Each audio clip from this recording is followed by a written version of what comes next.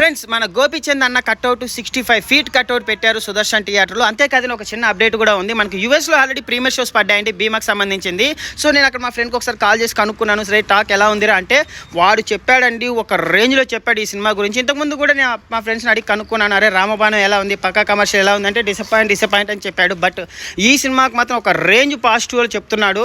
పరశురామ్ అనే క్యారెక్టర్ సినిమాకే హైలైట్ అంట. అసలు ఆ క్యారెక్టర్ వచ్చినప్పటి నుంచి ఒక ఊచకోత థియేటర్లో అనేసి చాలా పాజిటివ్గా చెప్పాడు, చాలా పాయింట్స్ చెప్పాడు. బట్ అవన్నీ రివీల్ చేస్తే సినిమా స్పాయిలర్ అయిపోతుంది. ఈసారి మాత్రం మన ప్రభాస్ అన్న ఫ్యాన్స్, గోపీచంద్ అన్న ఫ్యాన్స్ తిరిగి చూడాల్సిన అవసరమే లేదు, కళ్ళు మూసుకొని టికెట్ బుక్ చేసుకుని వెళ్ళిపోవచ్చు అని చెప్పి అయితే చెప్పాడు. సో మనకు యూఎస్ నుంచి పాజిటివ్ టాక్ రావడం వల్ల నిజంగా వాడు చెప్పిన రేంజు అసలు అవన్నీ మీకు చెప్తే పూనకాలు వస్తాయి. ఆ రేంజ్లో చేశారంట మన గోపీచంద్ గారి యాక్టింగ్ కూడా. ఈ సినిమాతో కంబ్యాక్ అంట మన గోపీచంద్, వింటేజ్ గోపీచంద్ గారిని మళ్ళీ మనం చూస్తామని అయితే చెప్తున్నారు. నాకు చాలా రోజుల నుంచి ఆశ అండి.